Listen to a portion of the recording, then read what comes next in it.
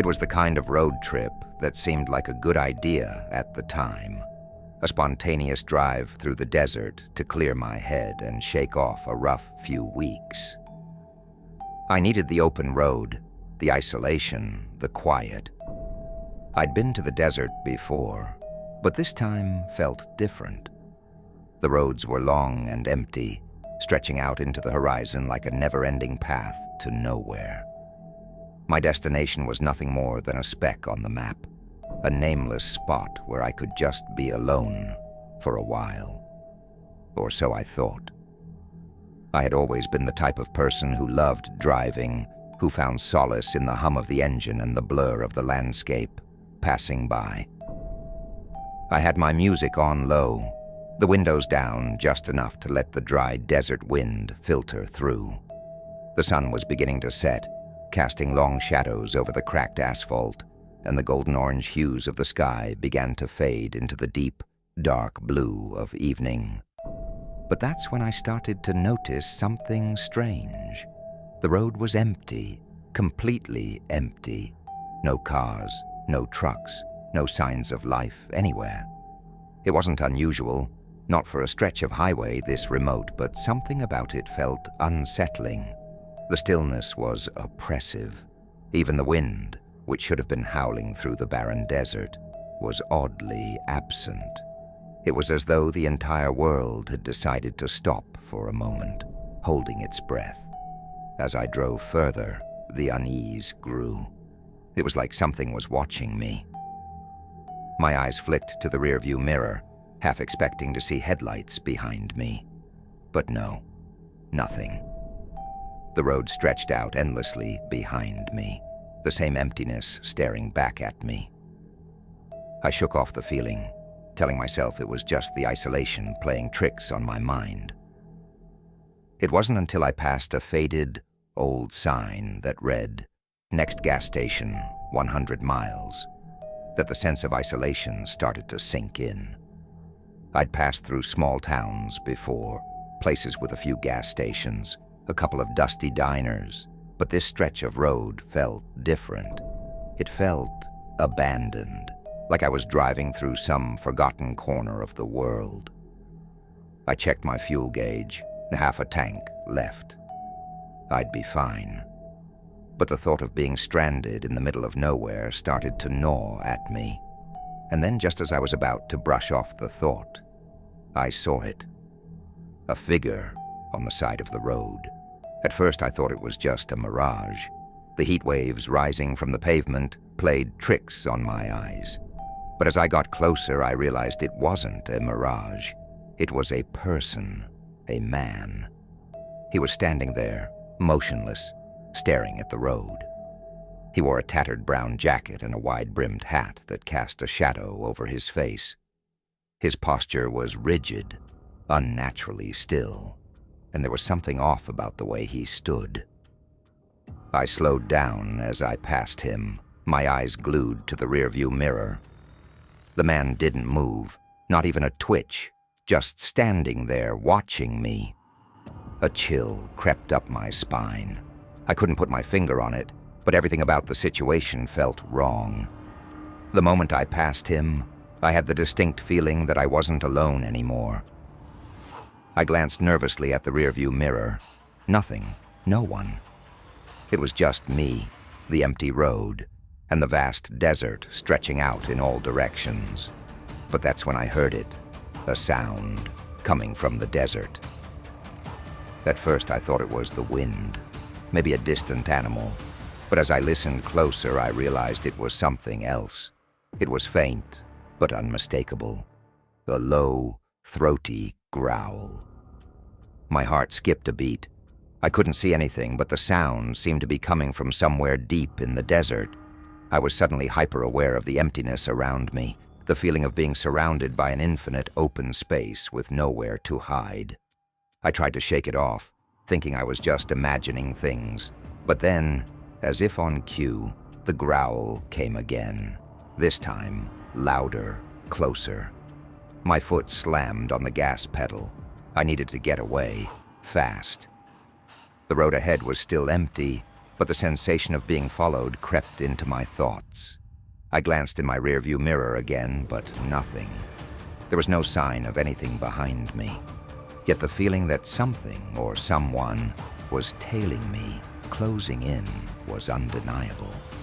I looked out at the horizon, hoping to see something, anything, but there was nothing, just endless stretches of barren desert. That's when the lights appeared. At first, I thought it was a trick of the light, the setting sun playing games with my eyes. But no, the lights were unmistakable. Two bright, blinding headlights, far off in the distance. They were getting closer, fast. I watched in horror as the lights grew bigger, coming up on me at an unnatural speed. My pulse quickened, and I couldn't shake the feeling that whoever, or whatever, was driving that vehicle had no intentions of passing me. They were coming for me. I slammed my foot on the gas, pushing my car to its limits. But the lights kept gaining on me. I could hear the roar of the engine now, a guttural growl of something powerful, something that didn't belong out here in the desert. I glanced in my rearview mirror, but I couldn't make out the vehicle. Just the lights, the eerie, relentless lights. I knew I couldn't outrun it. I couldn't escape it. The road ahead was still empty, but I could feel the air growing thick, the shadows in the desert deepening. It was as if the darkness itself was swallowing the world around me, pulling me in, closer to whatever was behind me. I rounded a curve, my heart racing, and that's when I saw it. A car, no, a truck, sitting off the side of the road just ahead. A dusty old vehicle, its engine running, its headlights off. It was parked strangely, as if waiting for me. The same truck I had seen earlier, parked on the side of the road. The figure, the man I had seen standing on the side of the road earlier, was there too, standing next to the truck. He wasn't facing me. He was staring at the horizon, motionless, his back turned. The growl came again, and this time, I knew it wasn't just my imagination. I swerved to avoid the truck, but as I did, I caught a glimpse of something in the corner of my eye. A figure, not the man, but something darker, moving swiftly in the shadows.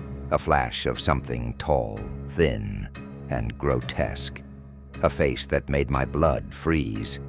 I didn't stop to look again. I hit the gas, racing forward, determined to outrun whatever was out there. But no matter how fast I went, the headlights behind me kept closing in. The growl was getting louder, closer. I couldn't see it. Whatever was following me, I couldn't see it. But I could hear it, feel it. The pounding in my chest, the adrenaline pumping through my veins. My mind screamed at me to keep driving, to keep going, but the terror crawling up my spine wouldn't let me. I didn't know how much longer I could take it. The road stretched on forever, the empty desert surrounding me. But just ahead, I saw something, a faint glimmer of light. It was a gas station, standing alone in the middle of nowhere, flickering neon lights casting an eerie glow on the pavement. I didn't care what was inside. I just needed to get there. I slammed the car into gear and sped toward it, praying that whatever was behind me wouldn't catch me. I pulled into the gas station, slamming the car to a stop. I didn't care about anything else. I grabbed my phone, my hands shaking, and I tried to call for help.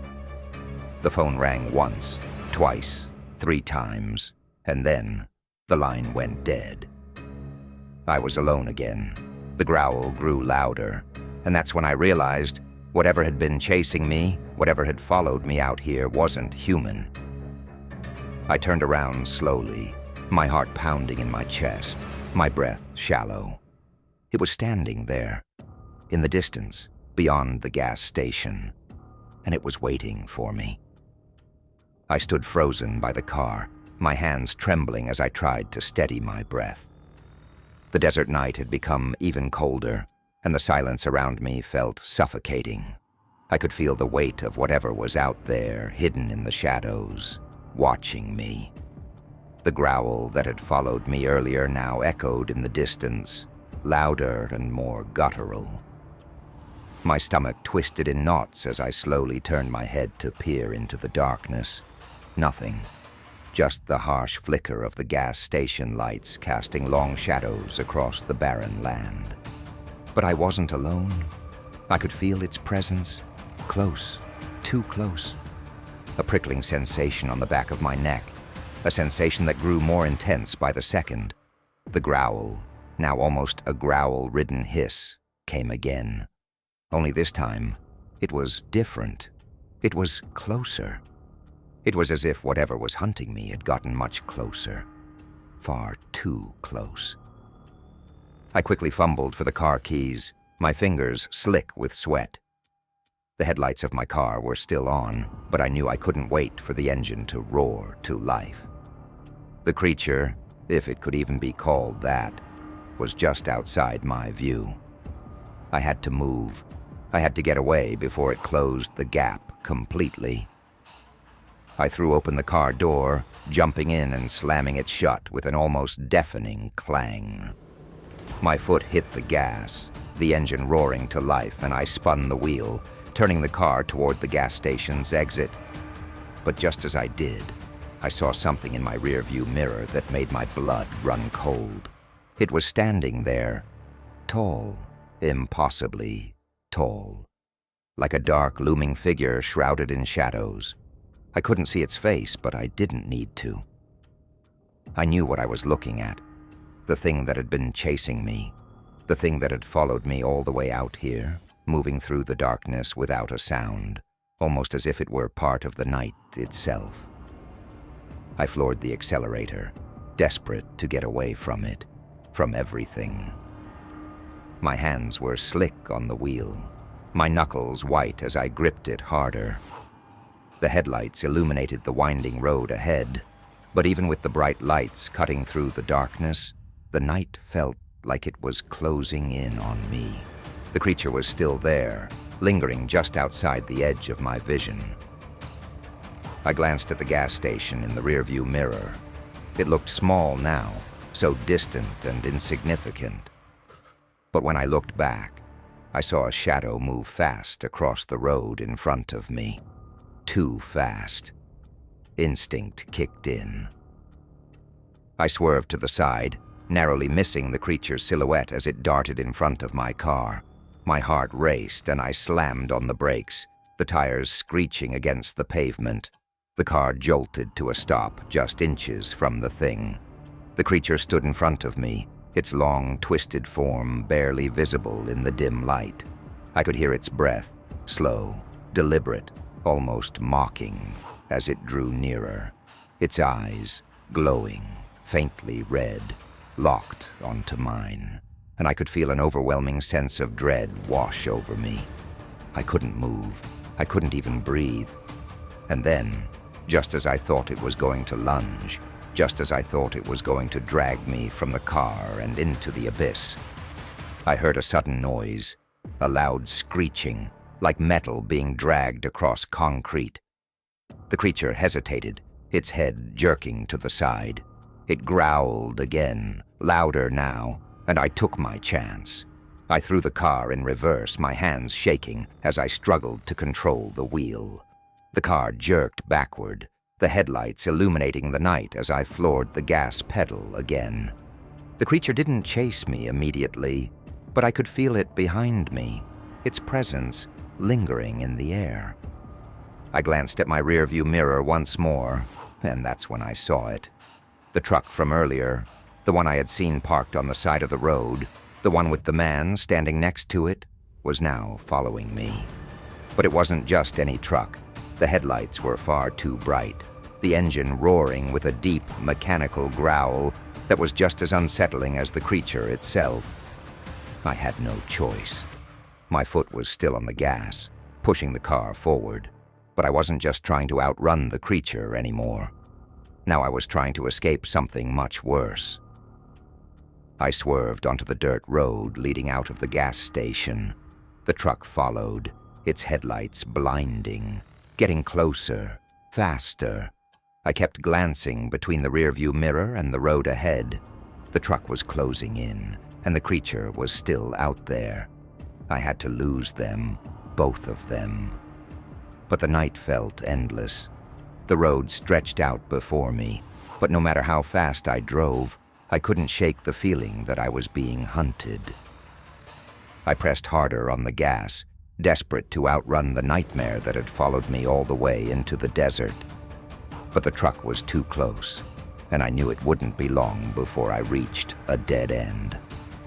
The fear of being caught, of being dragged back into the darkness, clung to me like a second skin.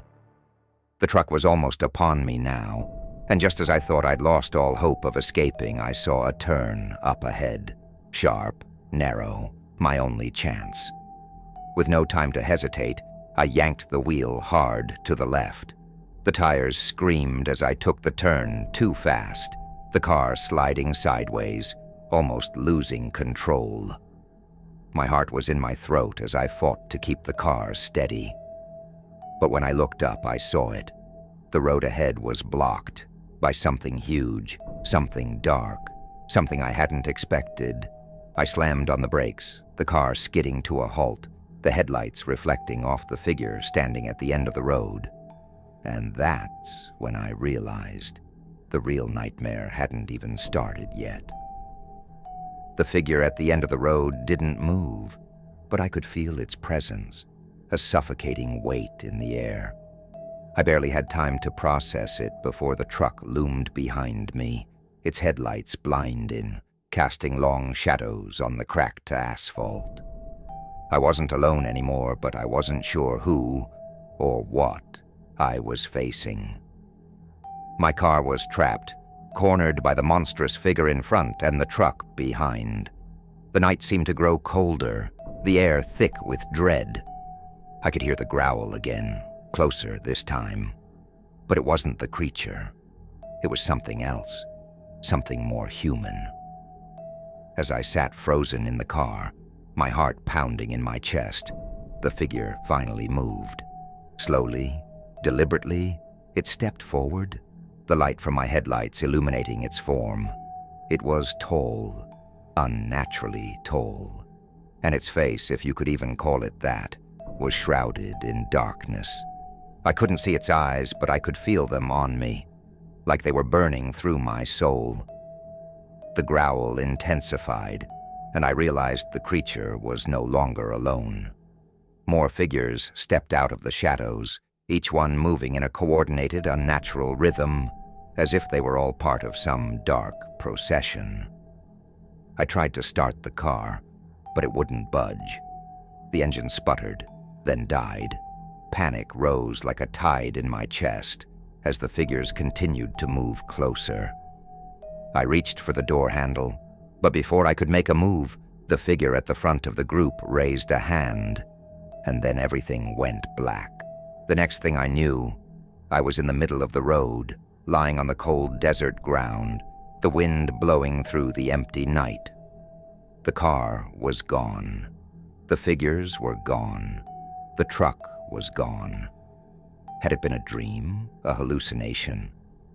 I didn't know. But as I got to my feet, I could feel that same presence, that same oppressive weight in the air. Something was watching me, and it hadn't gone away. I turned around slowly, my heart hammering in my chest. The desert stretched out in every direction, silent and empty. But I knew something was out there, waiting, watching. And I had no idea how much longer I could run before the darkness caught up with me. The road ahead seemed endless, and as I began walking, I heard a faint growl in the distance. I wasn't free. I never would be.